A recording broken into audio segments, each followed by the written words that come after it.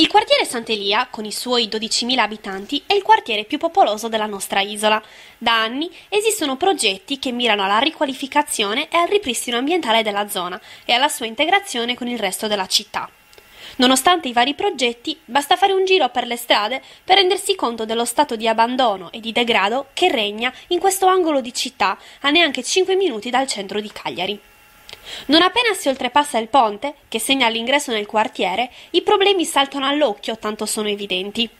La strada è allagata, non si tratta di acqua piovana, ma acque nere, causate dal malfunzionamento della rete fognaria. Il guasto è stato segnalato più volte e numerose sono le sollecitazioni pervenute alla società che si occupa o si dovrebbe occupare della rete fognaria, Abbanoa. Le richieste di intervento sono rimaste inascoltate ormai da parecchi mesi. Il danno non è di certo estetico, le acque nere sono riconosciute come nocive per la salute pubblica e moleste per il pubblico. La Regione e il Comune portano avanti progetti per dare un nuovo volto al quartiere, ma solo nella teoria. Di fatto la situazione è statica da anni.